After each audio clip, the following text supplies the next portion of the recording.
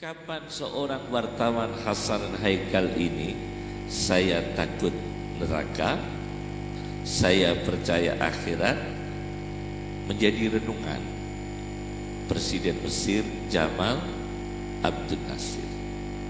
3 hari kemudian dia meninggal dunia. Subhanallah, ini berarti seorang kepala negara diingatkan akhirat oleh wartawan. Yang sekarang kita sedih itu kiainya saja lupa akhirat. Ini seorang wartawan, wali kota Konstantinopel, itu meninggal dunia, tapi sulit untuk dimakamkan. Karena apa? Karena setiap tanah yang digali itu selalu muncul seekor ular. Jadi wali kota ini digali ada ularnya, digali lagi ada ularnya, sampai 30 kuburan. Ada faktor yang tidak hanya satu faktor sebetulnya. Kenapa umat manusia ini konfliknya, konflik horizontal ya. Al-harbul ahli ya, konflik horizontal, perang saudara sesama muslim ini. Di samping ada tadi fanatisme teologinya, fanatisme fikihnya dan sebagainya, tetapi ada ta'amur alami, konspirasi dunia, itu tetap ada. Ada Sohyuni di dunia ini, ada Zionis, ada Masuni, bukan Masumi tapi Masuni. Masuni itu aliran Yahudi, di mana aliran Yahudi ini berusaha merusak orang lain, tapi dirinya mereka tidak mau rusak. Subhanallah, Gubernur Gobi ini ternyata bisa menyelesaikan masalah yang para ulama ketiga itu kesulitan untuk menjawab. Ukuran Kiai Hasyim Asy'ari sulit, apalagi MBCNU. Gubernur Gobi ini tahu referensinya, halamannya, cetakan berapa, sudut mana, tahu semua. Dan saya masih ingat kitabnya yang dipakai Tuhfatul Muhtaj waktu itu. Maka ulama yang muda-muda ini milenial waktu itu, jadi sudah ada milenial waktu itu. Ulama-ulama muda ini memandang ini suatu hal yang menakjubkan, tidak melihat ini orientalis, sudah tidak melihat. Para ulama kemudian memutuskan fama'alakum fil munafiqina fi'atain, kita tidak boleh berpecah menjadi 2 mensikapi orang ini. Putuskan orang ini munafik. Coba Anda, ini Mbah Hasyim kalau sekarang mungkin dianggap tidak moderat, karena secepatnya itu beliau putuskan apa? Munafik. Saya tegaskan ini yang bicara hadis, bukan orang 212, tapi hadis ini. Jangan Anda anggap saya ini kelompok ini, saya bicara apa adanya. Ada hadis berbunyi yang menulis Jalaluddin As-Suyuti. Tadi Pak Menteri Agama mengatakan hubbul watan minal iman adalah dari Indonesia. Itu tidak tepat sebetulnya. Hubbul watan minal iman bukan dari Indonesia. As-Suyuti dalam kitabnya sudah ada. Idza ra'aital alima, apabila Anda melihat seorang ulama ini sudah betul-betul ulama ini, bukan hanya kiai, ulama, yukhalitus sultan, mesra-mesra dengan penguasa, mukhalatotan kasirotan, mesranya itu melampaui batas. Kata Rasulullah ini, mukhalatotan kasirah, bercampur dengan penguasa yang melampaui batas, fa'lam annahu lisun, maka ketahuilah ulama itu pencuri. Bayangkan, fa'lam annahu lisun, maka ketahuilah sesungguhnya ulama itu pencuri. Lisun.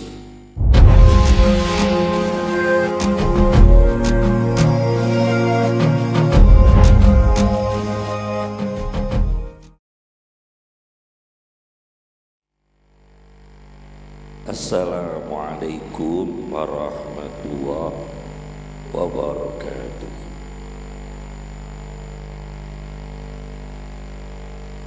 Bismillahirrahmanirrahim.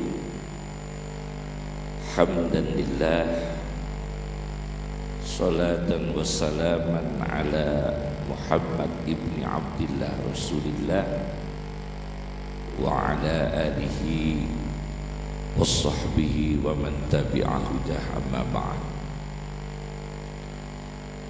Yang kami hormati Bapak Menteri Agama Bapak Lukman Saifuddin,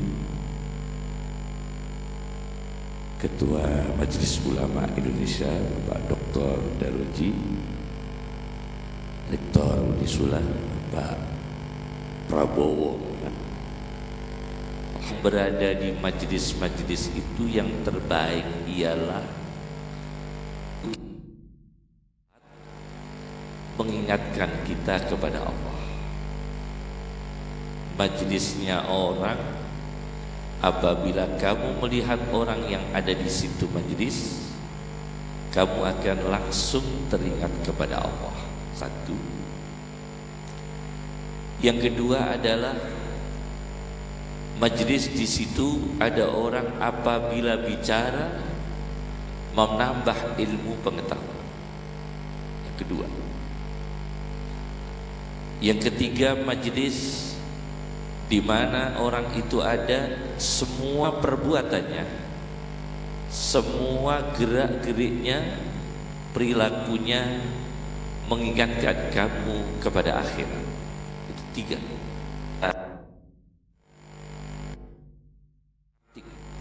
Itu orang yang berilmu. Di majlis itu orang yang berilmu. Kalau dulu dalam sejarah filosof ada Ikhwanus Sofa, di mana kumpulan orang-orang filosof ada di sana. Orang yang berilmu, kalau kita lihat tematik dalam Al-Quran, kata alim itu sebanyak 13 kali. Kata alim. Sedangkan kata alim 153 kali, lebih banyak. Jadi kata alim itu lebih banyak daripada kata alim di dalam Al-Quran. Dari 153 kata alim yang teologi, yang sifatnya teologis 144. Jadi alim, maha mengetahui, Allah maha mengetahui, itu 144 kali. Yang 9 adalah selain Allah, disebut dengan alim, sangat berilmu. Itu alim. Sedangkan kata ulama dalam Al-Quran hanya 2 kali. Ulama dalam Al-Quran tidak lebih, hanya 2 kali. Ulama Bani Israel dan innama yakhshallaha min ibadihil ulama, hanya 2 kali dalam Al-Quran. Sedangkan kata alimun 1 kali dalam Al-Quran.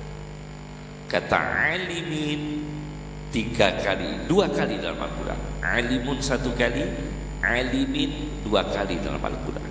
Nah, orang-orang yang berilmu dalam Al-Quran, dalam kata imperatifnya, kata perintahnya, tugas orang berilmu, di mana ini ada alim ulama, ada intelektual, ada pengasuh pondok pesantren, ada pemikir, ahli riset dan sebagainya. Perintah mengetahui, perintah berilmu itu i'lam. I'lam itu cuma 4 kali. Teologis, fa'lam annahu la ilaha illallah. Maka ketahuilah, berilmulah, sesungguhnya tiada Tuhan yang sah disembah kecuali Allah. Sedangkan kata i'lamu, berilmulah, itu 44 kali. Itu kata i'lamu dalam Al-Quran. Di antaranya adalah wa'lamu annallaha ma'al muttaqin.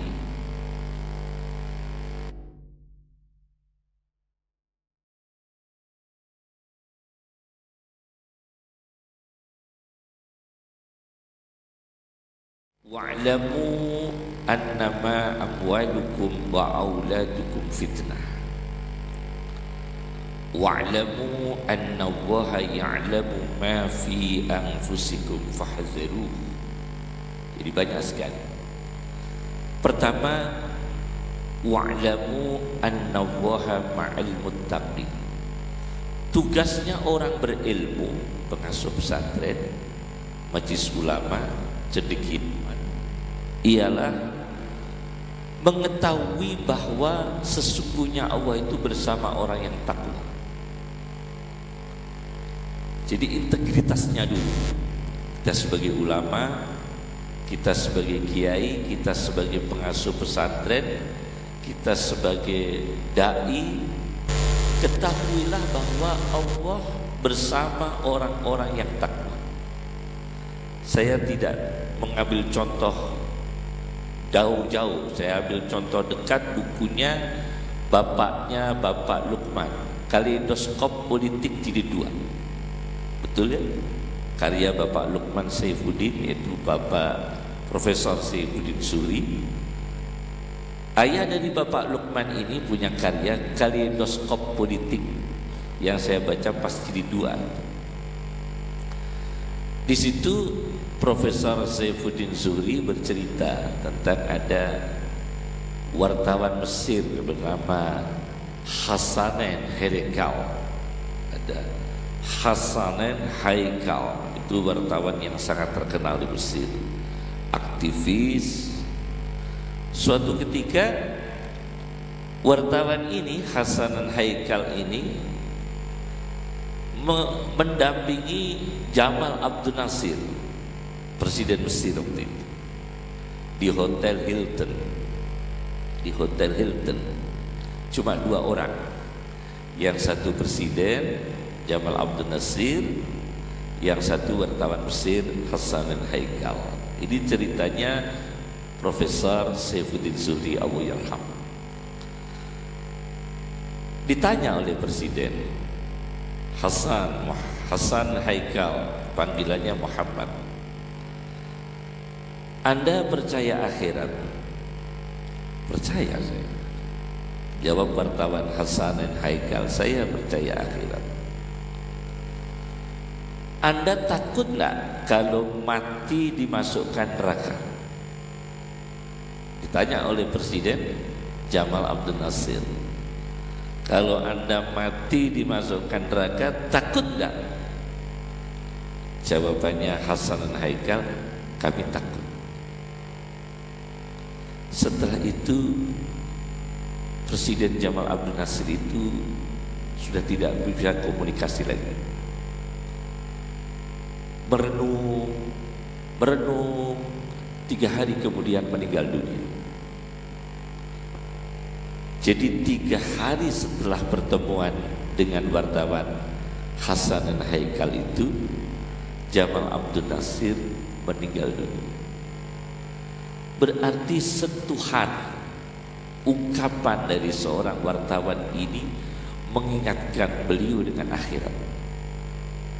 Apapun catatan, apakah nilainya merah, baik, itu lain tentang pribadi Jamal Abdel Nasir, tetapi setidaknya ungkapan seorang wartawan Hassanen Haikal ini, saya takut neraka, saya percaya akhirat, menjadi renungan Presiden Mesir Jamal Abdel Nasir. 3 hari kemudian dia meninggal dunia. Subhanallah, ini berarti seorang kepala negara diingatkan akhirat oleh wartawan. Yang sekarang kita sedih itu kiainya saja lupa akhirat. Ini seorang wartawan. Ini wartawan bisa mengingatkan seorang rezim yang punya banyak masalah dengan Ikhwanul Muslimin, diingatkan akan akhirat. Kemudian 3 hari kemudian meninggal dunia. Itu yang menulis Profesor Saifuddin Zuhri dalam Kaleidoskop Politik jilid 2. Yang kedua, ada seorang ulama dari Spanyol, Al-Qurtubi, Qurtubah, dalam bukunya Tadhkirah yang sangat terkenal itu, wali kota Turki, bukan Spanyol, Konstantinopel, wali kota Konstantinopel itu meninggal dunia, tapi sulit untuk dimakamkan. Karena apa? Karena setiap tanah yang digali itu selalu muncul seekor ular. Jadi wali kota ini digali ada ular, digali lagi ada ularnya, sampai 30 kuburan. Jadi ditulis oleh Al-Qurtubi. Maka di situ mengingatkan bahwa dakwahnya para ulama dulu itu juga mengingatkan para penguasa. Itu sangat minim dakwah untuk penguasa. Jadi akhirnya menjadi pelajaran bahwa wali kota muslim, ini bukan wali kota non muslim, wali kota muslim Konstantinopel meninggal dunia, dimakamkan 30 tempat berisi ular semua. Ini fakta. Mulai dari situlah banyak ulama menulis tentang dakwah untuk penguasa, yang kemudian bermunculan buku Nasihatul Muluk, nasihat untuk para penguasa. Kalau kami menulis Nasihatul Junud, nasihat untuk para tentara. Itu saya punya bukunya, Nasihatul Junud, yang sekarang ada di markas TNI. Buku kami itu Nasihatul Junud, nasihat untuk para tentara. Jadi dakwah ini pertama adalah ulama punya peranan diri untuk dakwah pada dirinya sendiri.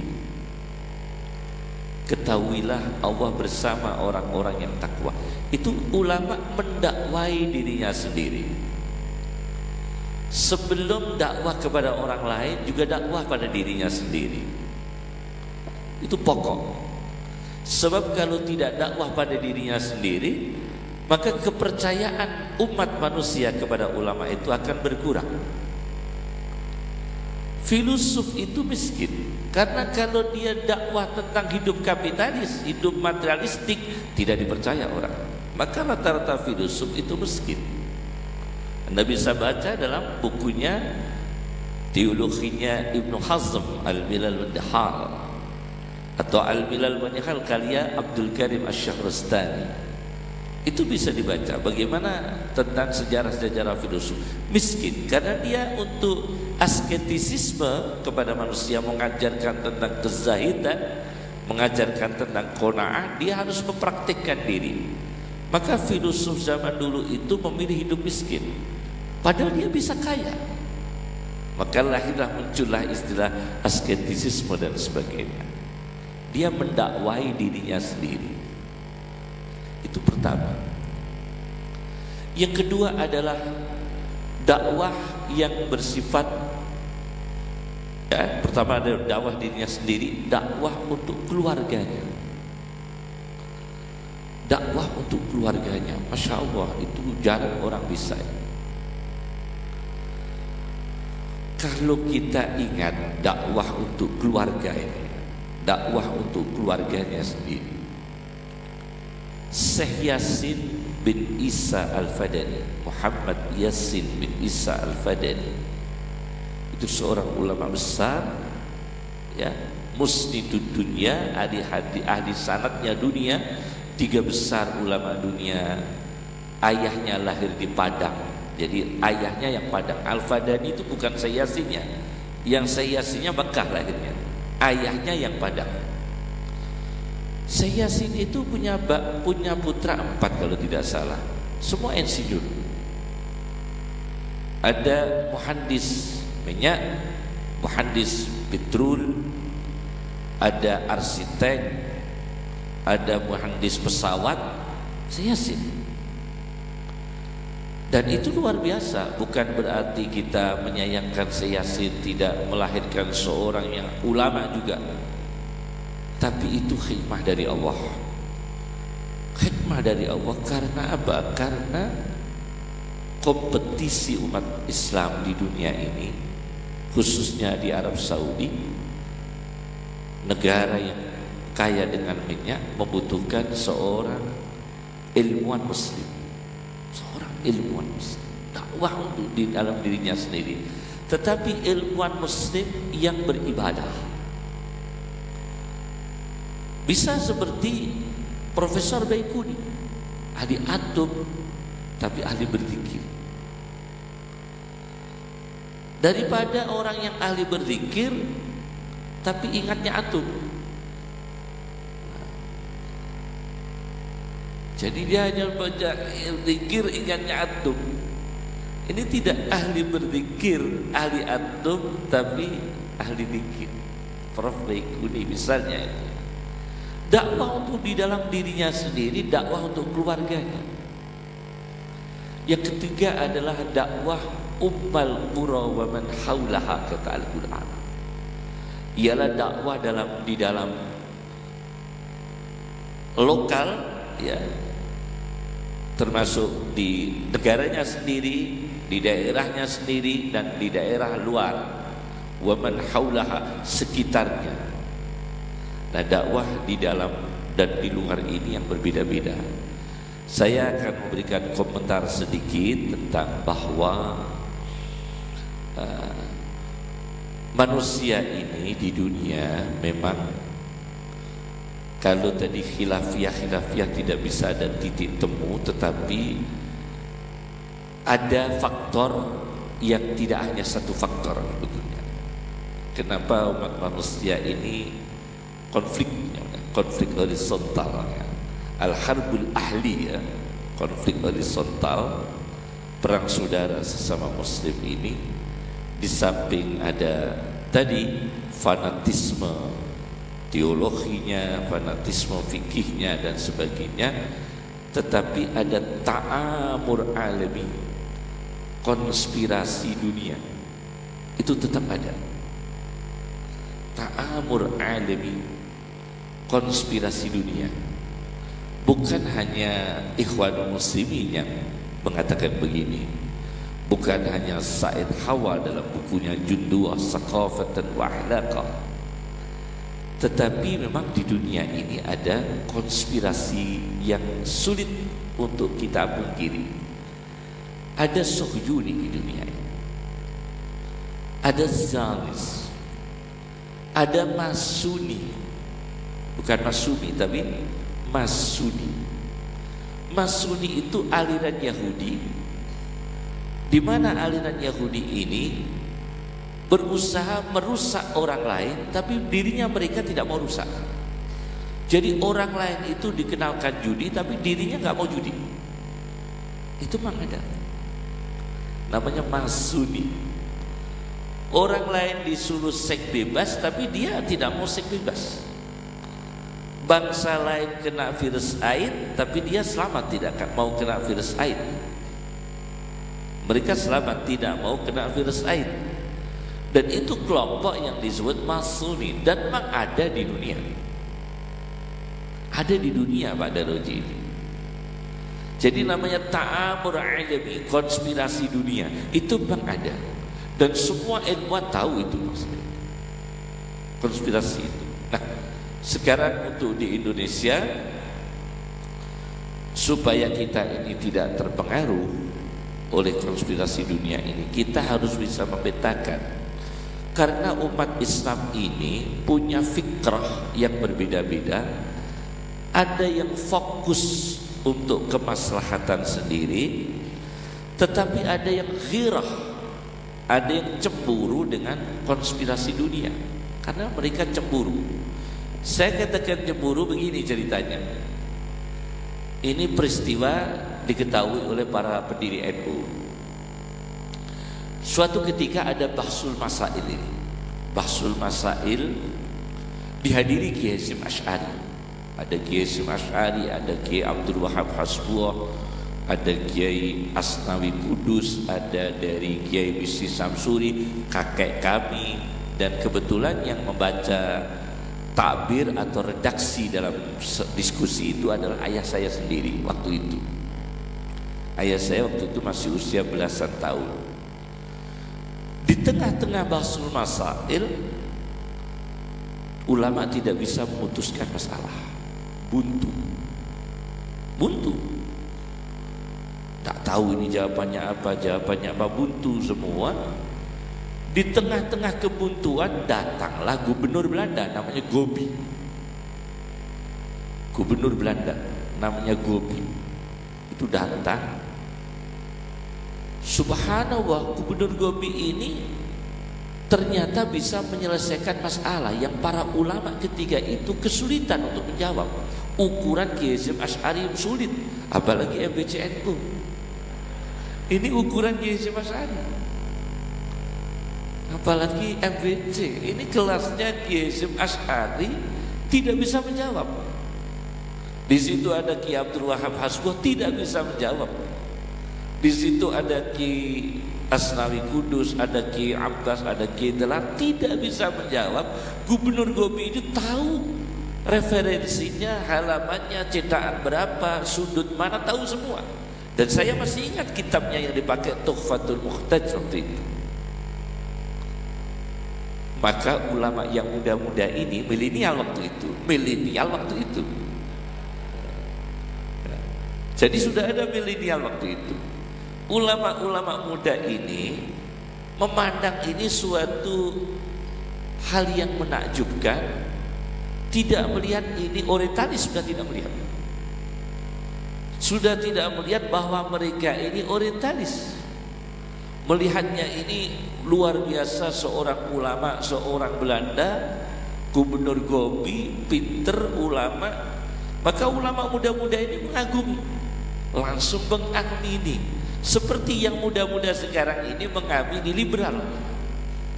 Cuma waktu itu belum sampai liberal, tapi sudah ada potensi milenial yang tidak baik. Akhirnya ulama-ulama yang muda itu terpengaruh. Wah, luar biasa ini, kiai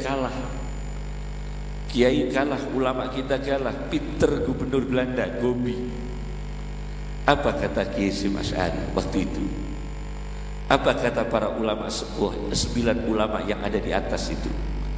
Beliau kemudian berpidato semua, fama lakum fil munafiqina fi'atain. Menjadi dua.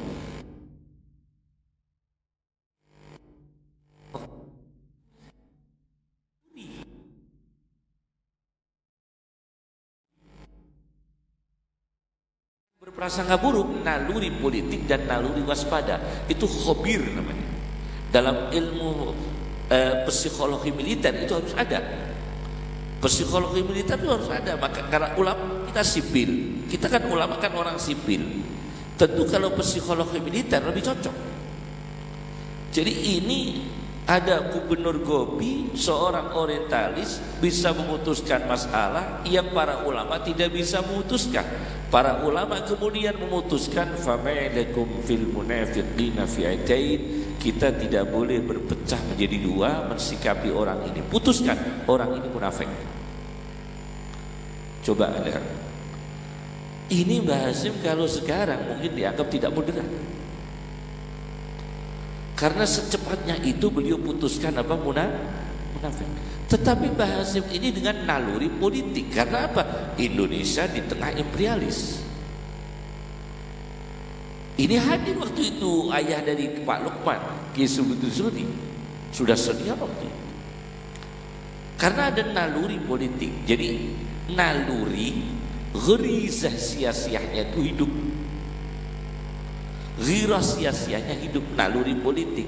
Jadi memang ada dakwah untuk keluar di dalam negeri sendiri dan keluar negeri. Kita juga berhadapan dengan pemahaman yang keliru dari kita sendiri, tapi juga berhadapan dengan ta'amur alami, konspirasi dunia yang memang ada. konspirasi dunia untuk merusak umat Islam itu memang ada. Tidak usah ditutupi, itu memang ada. Dan itu sudah menjadi sejarah. Bagaimana Al-Harbus Shalibi kan begitu. Sudah menjadi sejarah dan itu memang ada. Nah, tetapi kita dengan arif, tidak boleh kita itu ekstrim. Betul kalau itu. Tidak boleh kita ekstrim, hulu, tatarruf dan sebagainya. Tidak boleh. Maka Allah mengatakan yang kedua, wa'lamu. Ini dakwah itu kan saling curiga mencurigai. Itu tidak bisa kita lepaskan, mencuriga mencurigai. Salafi dengan Nahdi, Nahdi dengan Salafi misalnya ya, HTI dengan NU, NU dengan HTI misalnya begitu. Semoga tidaklah, semoga tidak. Tapi itu kan saling curiga mencurigai. Bahkan curiga mencurigai dan saling tidak tahu. Tidak tahu, lain dengan kedisiplinan ulama dulu. Al-Ghazali menulis buku Tahafutul Falasifah itu kan setelah mempelajari filsafat. Al-Ghazali menulis Tahafutul Falasifah. Dr. Muhammad bin Alawi Al-Maliki, Profesor Dr. Muhammad bin Alawi Al-Maliki menulis buku Mafahim Yajibu An-Tusahhah. Polemik yang sebesar itu kan setelah beliau itu tahu persis informasi dari seorang menteri tentang apa yang akan didiskusikan tentang polemik dengan Wahabi, maka beliau tulis Mafahim Yajibu An-Tusahhah. Kalau kita ini kan tidak tahu polemik tentang apa sebetulnya sama tidak tahunya. Sama tidak tahunya kadang-kadang gitu. Yang NU tidak suka dengan Wahabi, Wahabi tidak suka dengan NU. Kadang ditanya sama tidak tahunya. Bahkan dia tanya, apa agamamu? Nahdlatul Ulama. 1000 peserta, namanya halaqah Ustaz Fadlan. Halaqah itu sebetulnya tidak di hotel. Sebetulnya halaqah itu tidak di hotel, tidak ada dalam bahasa Arab. Halaqah di hotel itu tidak ada. Halaqah itu adalah musyawarah yang bentuknya adalah melingkar. Jadi namanya halaqah itu meja bundar, itu halaqah. Konferensi itu justru halaqah. Karena harus bentuk melingkar dan narasumbernya di tengah. Itu halaqah. Bahasa Asy'ari pun halaqah. Kalau mengajar beliau itu di tengah, muridnya melingkar. Di belakang bahasa itu pasti orang Arab, dan orang Arab itu paling dekat dengan bahasa Asy'ari. Jadi bentuknya itu kalau mengajar puasa Ramadan, program Sahih Bukhari Muslim itu melingkar, beliau Kiai Asy'ari di tengah, di belakangnya itu orang-orang Arab. Dihormati para habaib dan para sadat, sangat dihormati kalau oleh bahasa. Jadi sekarang ini mudah itu. Maka kita yang nomor berapa itu kita tingkatkan SDM keulamaan, Mas Fadlan. Karena kalau tanpa SDM keulamaan, kita ini saling curiga mencurigai, tidak tahu masalahnya. Tidak tahu masalahnya. Dia mengkritisi Wahabi, dia nggak pernah belajar tentang Wahabi, tidak pernah. Dia mengkritisi tentang Ikhwan Muslimin, juga tidak pernah belajar Ikhwan Muslimin. Dia mengkritisi NU juga tidak pernah belajar NU. Menghantam Maturidi tidak pernah tahu tentang Maturidi. Menghantam Asy'ari juga tidak pernah Asy'ari. Sama tidak tahunya ini ada di daerah kami Pak Lukman Mutin. Ini seorang Mutin ceritanya. Muhammadiyah Rembang menuntut pelecehan ini. Ini jelas penistaan agama. Ini dituntut penistaan agama. Mudin ini dituntut di pengadilan, betul itu. Tapi berlebihan, Muhammadiyah Rembang berlebihan, mendatangkan tim ahli nasional pahlawan Kiai Mas Mansur. Lah masa Kiai Mas Mansur suruh menghadapi Mudin? Lah ini gimana? Ini terjadi itu sebetulnya. Ini saya ceritain. Akhirnya Muhammadiyah Rembang mendatangkan Kiai Mas Mansur. Mendatangkan dari Kiai Mas Mansur, mau dituntut orang Mudin ini, mau dipenjarakan karena semua pengurus Muhammadiyah yang menyimpan tafsir Al-Manar tersinggung semua. Kiai Mas Mansur itu kan orang tokoh nasional yang levelnya itu Bahasim Asy'ari dan sebagainya, itu ulama besar, temannya Mbah Hasyim Asy'ari, temannya Mbah Abdul Wahab Hasbuloh ketika ngaji di Kiai Syekh Mahfud Ad-Durmusi. Manuskripnya kami yang menyimpan, Pak Lukman. Mahfud Ad-Durmusi itu. Nah, akhirnya Muhyiddin ini ketakutan. Ketakutan minta tolong kakek kami. Kakek kami ini PBNU waktu itu. PBNU 9 ulama yang di majelisnya Mbah Hasyim Asy'ari, 9 ulama besar, kakek saya ya. Suatu ketika ulama Kediri itu pernah ijma' rokok haram. Pernah. Ulama Kediri itu pernah ijma' rokok apapun mereknya haram. Haram semua. Ulama Kediri, se-Kediri, ulama NU se-Kabupaten Kediri mengharamkan rokok. Ketika itu ada orang berdiri, pengusaha rokok. Maaf Kiai, kalau rokok diharamkan, gedung NU ini tidak selesai. Saya ini pengusaha rokok yang membangun gedung NU. Coba bayangkan. Saya ini pengusaha rokok yang membangun gedung NU. Saya ini muslim, pengusaha rokok membangun gedung NU. Kiai bingung semua. Gimana ini? Sudah terlanjur diharamkan, ternyata yang membangun gedung NU itu justru pengusaha rokok. Akhirnya rokoknya merek apa, Pak? Rokoknya merek apa ini? Akhirnya dia bilang rokoknya merek saya itu Petung ya. Mina apa? Mina Petung. Mina Petung. Rokok saya ini. Akhirnya ulama Kediri musyawarah lagi, rokok tetap haram kecuali mereknya orang ini. Coba ini gimana nih? Maka kita ini sering sebetulnya orang saling tentunya ulama seperti ini Kediri tidak bisa diterima oleh habaib. Tidak bisa diterima oleh habaib. Tentunya ini. Masya Allah. Ya, Masya Allah. Ya, Masya Allah. Ya, Masya Allah. Barokah. Ya, ya. Jadi itu akhirnya sugeng tidak. Akhirnya itu tidak bisa. Akhirnya ulama Kediri ini mengatakan rokok itu haram semua kecuali mereknya orang ini. Bayangkan itu. Ini berarti karakternya akan lain dengan habaib. Nah, apakah dengan seperti itu kita serta-merta membenci para habaib? Kan tidak boleh. Jadi sejak dulu itu yang satu toleran dengan rokok, yang satu tidak toleran dengan rokok. Tapi jangan berarti habaib ini kita anggap ini tidak nusantara, ini benci, ini ekstrim dan sebagainya. Jangan begitu. Ini orang sangat beretika tinggi dengan Nabi. Ini orang sangat beretika tinggi dengan Rasulullah SAW. Itu para habaib, para ulama. Jadi lain. Nah ini yang keberapa sudah nggak usah ingat nomornya ini ya. Yang ketiga ini ada Al-Quran. Wa'lamu annama amwalukum wa auladukum fitnah. Dan ketahuilah sesungguhnya harta dan anakmu itu ujian. Annama amwalukum wa auladukum fitnah. Harta dan anak itu ujian. Masya Allah, memang harta dan anak ini ujian. Kadang-kadang orang itu jujur karena tuntutan anak menjadi tidak jujur. Ada orang akunya itu jujur.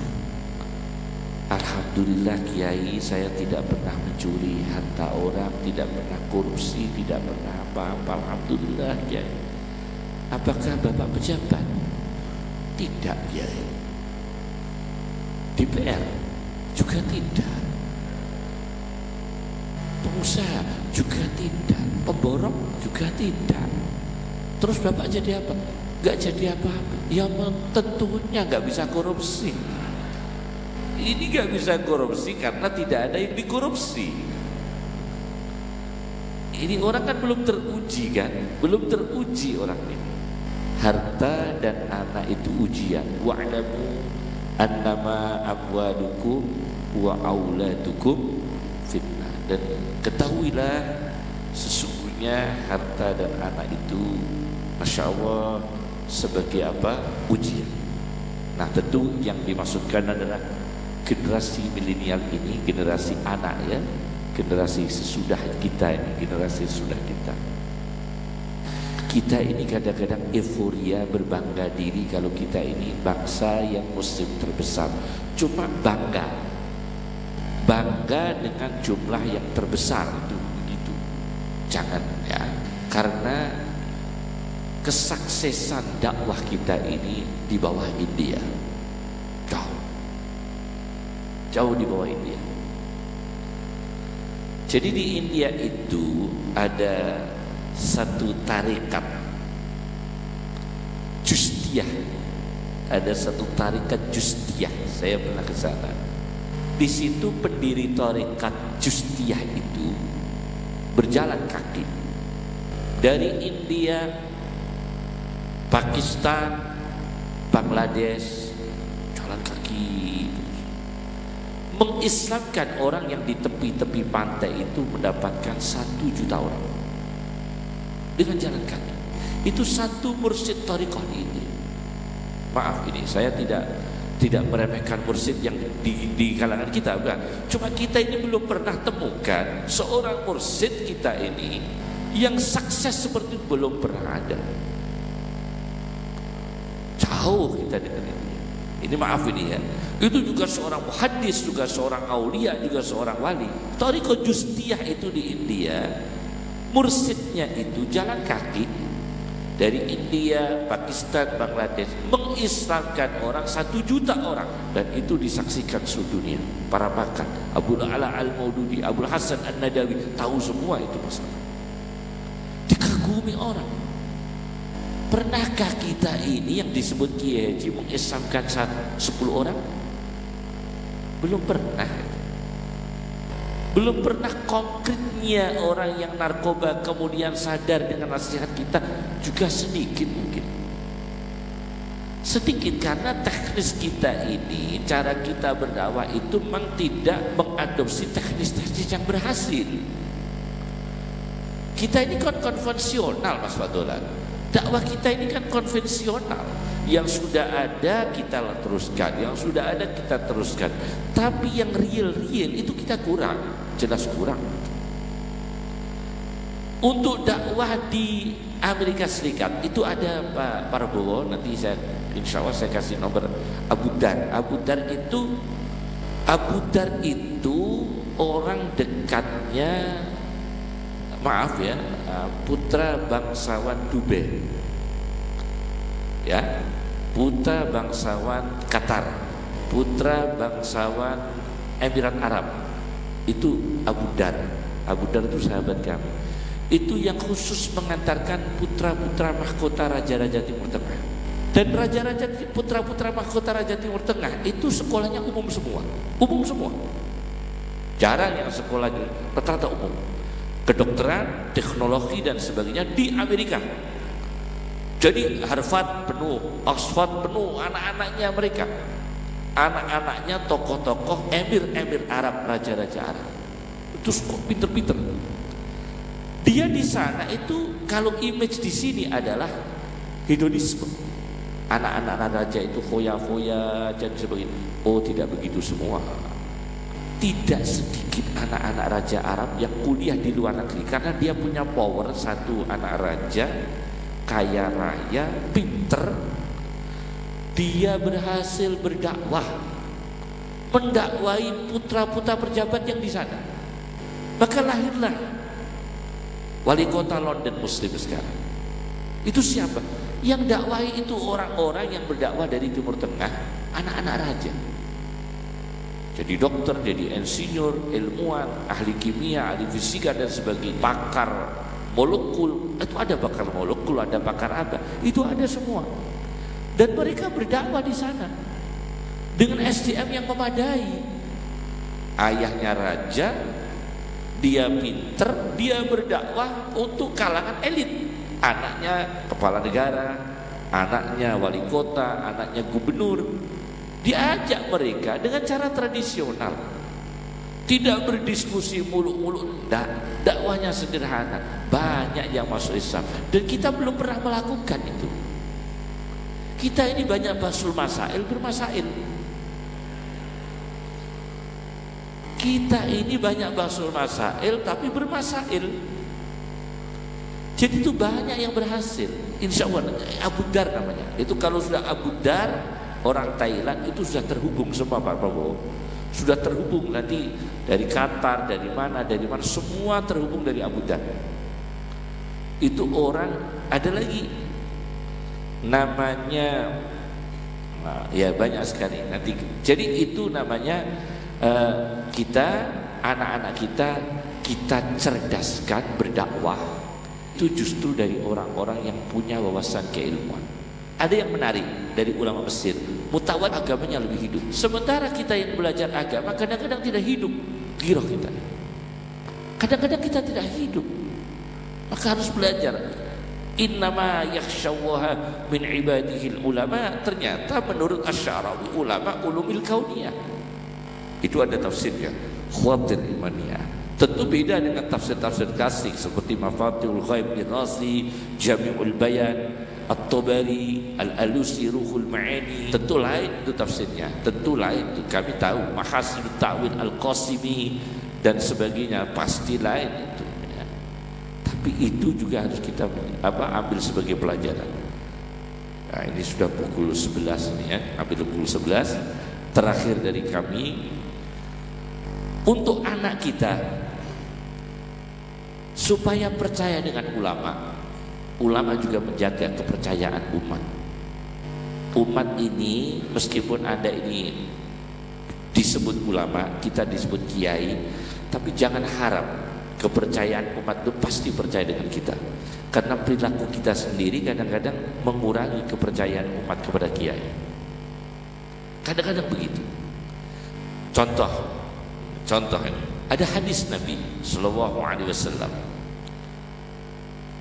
Idza ra'aital 'alima yukhalitus sultan mukhalatatan katsiratan fa'lam annahu lissun. Apabila ini hadis ini bukan 212, ini hadis. Saya tegaskan ini. Ini yang bicara hadis, bukan orang 212, tapi hadis ini. Jangan Anda anggap saya ini kelompok ini, saya bicara apa adanya. Ada hadis berbunyi yang menulis Jalaluddin As-Suyuti. Tadi Pak Menteri Agama mengatakan hubbul watan minal iman adalah dari Indonesia. Itu tidak tepat sebetulnya. Hubbul watan minal iman bukan dari Indonesia. As-Suyuti dalam kitabnya sudah ada. Al-Maqasidul Hasanah As-Sakhawi sudah ada. Al-Khattabi juga sudah ada. Jadi bukan hubbul watan minal iman, itu bukan terminologi kemudian ungkapan-ungkapan yang hanya populer di Indonesia. Dalam kitab-kitab klasik sudah ada ya, sudah ada. Itu sudah ada dalam karyanya As-Suyuti, juga ada dalam karyanya As-Sakhawi dan sebagainya. Jadi menurut kami tidak seperti yang saya tahu gitu. Nah, idza ra'aital 'alima, apabila Anda melihat seorang ulama ini sudah betul-betul ulama ini, bukan hanya kiai, ulama, yukhalitus sultan, mesra-mesra dengan penguasa. Ada ulama sukanya mesra dengan penguasa. Mukhalatotan kasirotan, mesranya itu melampaui batas. Sudah tidak kontrol, sudah tidak bisa kritis, sudah tidak bisa kontrol. Kemudian otoritas keulamaannya hilang. Kemudian auranya juga hilang, marwahnya juga hilang. Nah, ini ya, marwah keulamaannya hilang, wibawa keulamaannya hilang, kepercayaan keulamaannya juga hilang karena terlalu dekat dengan penguasa. Kata Rasulullah ini, mukhalatatan katsirah, bercampur dengan penguasa yang melampaui batas, fa'lam annahu bisun, maka ketahuilah ulama itu pencuri. Bayangkan, Fa'lam annahu lisun, maka ketahuilah sesungguhnya ulama itu pencuri. Lisun, lisun itu pencuri. Maka banyak sekarang image ulama, akhirnya milenial ini kurang percaya dengan ulama karena melihat ulama ini dekat dengan penguasa, hidupnya ini hidup hedonisme, kemudian dia oportunis, bukan dul wajhen. Dul wajhen itu punya dua wajah, dul wujuh, banyak wajah. Bukan dul wajhen sekarang itu. Kalau dul wajhen kan cuma dua wajah, ini ju. Jadi bisa ya, tergantung dia itu timnya siapa gitu. Itu bangga Fir'aun. Senang negaranya banyak irigasi. Berarti Fir'aun itu sangat perhatian dengan kemakmuran pertanian. Tetapi Fir'aun suatu saat mengalami krisis ekonomi, krisis nasional, krisis ekonomi besar, wabah kodok, kutu, ya, kutu, kemudian perang saudara, darah, kemudian apa itu lagi, banjir, ya, tufan dan sebagainya. Fir'aun mengadakan doa nasional. Ketika melakukan doa nasional Pak Daroji, itu tidak Fir'aun berdoa, Musa berdoa, tidak begitu. Tapi Fir'aun menyerahkan doa kepada Nabi Musa. Ya Musa du'u lana rabbak. Jadi bukan doa kita mempersilahkan Anda doa, saya doa, bukan begitu. Ini Fir'aun, kelas Fir'aun loh ini. Coba Anda renungi ini, ini yang yang asli begitu. Krisis ekonomi, krisis nasional, krisis, bukan krisis politik, kan itu krisis politik juga. Fa arsalna 'alaihimut tufana wal jarada wal qummala wad dafadi'a wad dama. Itu belalang, ada kodok, ada darah, pertumpahan darah, perang saudara dan sebagainya. Begitu krisis nasional, Fir'aun mengatakan kepada Musa, ya Musa du'u lana rabbaka. Musa, sudahlah, aku tidak bisa berdoa. Musa, yang mimpin doa kamu saja.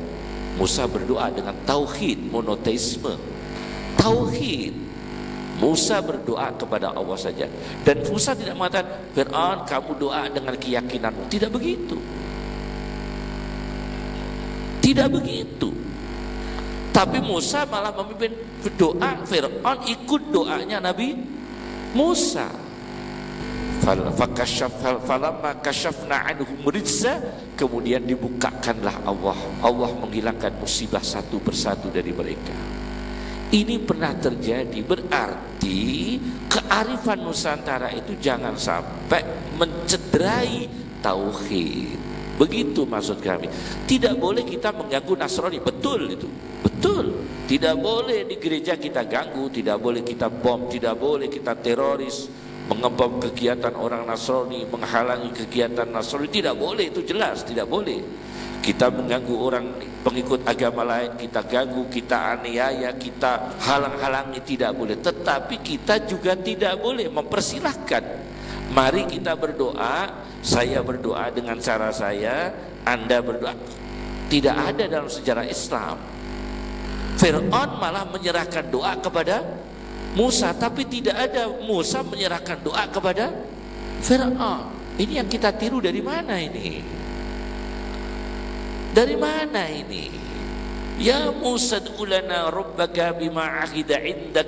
Itu kan Fir'aun menyerahkan doa kepada Musa. Maka kearifan milenial, generasi milenial, monggo generasi milenial, tapi jaga akidah mereka. Milenial yang dijaga akidah mereka. Kitab ini, kitab itu banyak sekali, ya, banyak sekali. Ini kita kan enggak sekali-kali banyak. Jadi kadang lihat kitab kadang enggak. Sudahlah. Jadi apa ini yang bisa saya sampaikan, semoga barokah. Terlalu panjang lebar nanti makruh hukumnya. Cukup dari sekian. Rabbana atina fid dunya hasanah wa fil akhirati hasanah wa qina adzabannar. Allahumma akhdina bil ilmi wa zayyinna bil hilmi wa akrimna bit taqwa wa jammilna bil afiyah. Allahumma kun lana wa la takun alaina biyadikal khair innaka ala kulli syai'in qadir akhrijna minad dhulumati ilan nur sallallahu ala Muhammad sallallahu alaihi wasallam. Assalamualaikum warahmatullahi wabarakatuh.